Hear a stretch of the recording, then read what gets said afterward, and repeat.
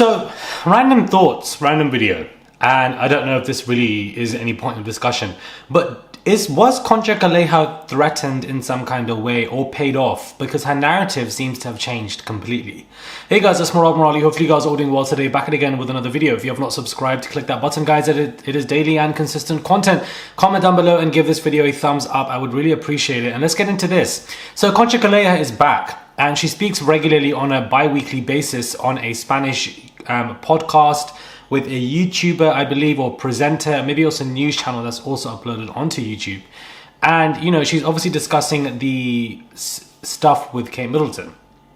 And here she states, basically in a half-an-hour video, she states that, you know, Kate is still weak. She still has treatments until August. She looked like she was in pain as well when she was watching the match. And that, you know, she still has a long way to go and is still having the bad days. And that this is a much far better enjoyable moment for her to just watch the tennis. It's less work. Not that Tripping of Colours was any work, in my opinion, but that, you know, she's on the mend and doing okay and getting better. But she also then discusses how much respect Kate deserves and how important she is to the UK public, and that she received a standing ovation, which was beautiful to see, and that Charlotte looking up at her mother conquering stuff was great to see, and that Prince William is over there, you know, watching the football for free, and obviously there with King Philip, and that's what he likes to do, very passionate, and that, you know, a very positive outlook on William and Catherine is basically what Concha came back to say. Outside of the fact that, you know, she's still in pain and going through stuff, which anybody could easily say, which would make sense, but instead is also being less messy and is being far more respectable to Catherine and William. Now, I'm not saying anything is wrong with this, but what I'm saying is this is a far cry and a far difference from 4 months ago when Concha broke the news that she was in a coma, not doing well, and that the hospital messed up, and that, you know, this really angered the Buckingham Palace. They responded within 24 hours and put out a lengthy statement to basically slam her and drag her for the things that she was saying.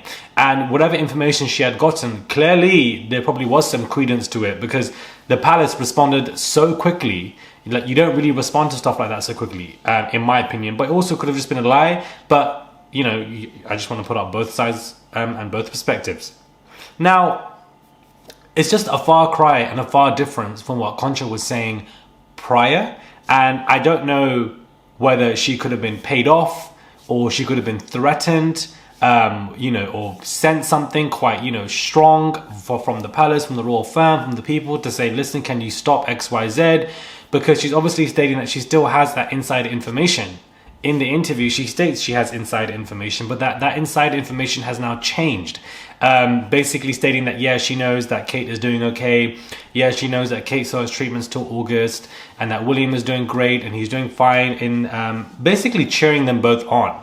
And how William is great over there watching the football, when, to be honest with you, he really should be with his wife. I just feel like Concha now is somewhat hesitant to critique them. That's basically what I wanted to say at the end of this video. Sometimes I feel like I ramble more than I need to be honest with you. But I feel like she is hesitant to critique them now and is more focused on seeing them as respectable, noble individuals as part of the royal family, which is a far cry from what she was saying prior in March and in April, exposing coma and something went wrong. She's far more ill. That William is, you know, that she also said there was a body double that was used. Like, she was going in on them, and I feel like that narrative, when I look at the recent interviews, it's like a whole 180, and it's completely flipped from what happened to exposing comas and body doubles to they are respectable and noble part of the family. William was a good husband. He went over to, like, it just seems so different. And I just feel like this journalism seems different. The narrative seems different. The tone seems different.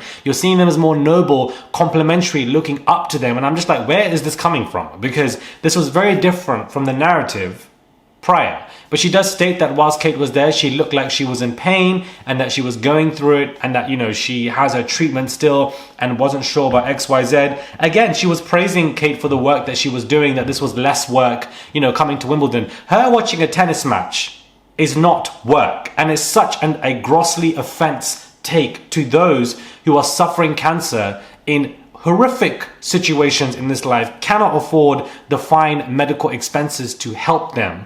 And yet this woman is being applauded for work by sitting and watching a tennis match. This is why I'm very much anti-royals, because I feel like they are glorified for doing the shittest stuff when we have genocides going on in this world. There was a story of a disabled Palestinian man yesterday who was mauled by a dog via the Israeli army.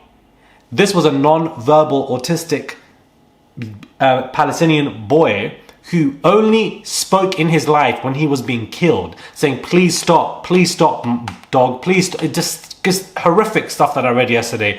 Horror. And we have people going through horrific cancer-related situations that for Concha to now report that, Kate is doing some form of work by watching the tennis. No, she's not. No, Kate's not doing any work by walking down, sitting down and watching a tennis match and handing trophies over. That's not work, babes. I'm so sorry. Work is the proper manual labor jobs that we have, especially for the working class, especially the doctors, the nurses. I can go on. And let alone cancer patients who, in my opinion, feels a bit tone deaf for her to receive a standing ovation when we have cancer patients watching this going through absolute hell.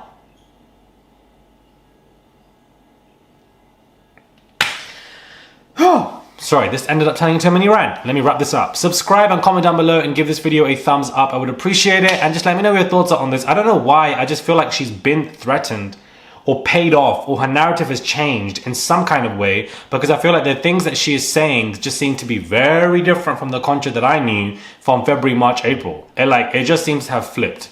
So she said that there was a coma. She said that the palace were lying about the stories about going on half-term holidays. She said that body doubles were used. She was going in on William. She was doing all of this, and now suddenly it's much more respectable, noble, and look how strong Kate is, and William is a good husband, and going off to Berlin to watch the match with King Philip, and both of them, the king to be, and I'm just like, wait, what? Like, this just seems to be so different from what she used to be saying. I just feel like she's singing a very different song, and now I've kind of picked up on it because she came out yesterday with this new interview, and it just seems to be different. I don't know. I'm not expecting her to come out and drag Kate and William, but from the things that you were saying that were very mad, she was coming out with some mad stuff for a very long time, and it just seems that now you're suddenly very respectable towards them. I don't know. It just seems that maybe the palace was like, listen, you lot, we will give you stuff if you change the narrative, please. We will pay you XYZ, because they're a billion-dollar empire, the royal family. They can pay off anyone if they want. They've got the money if they need to. The stolen jewels that Elizabeth was wearing on her damn head don't even belong to her.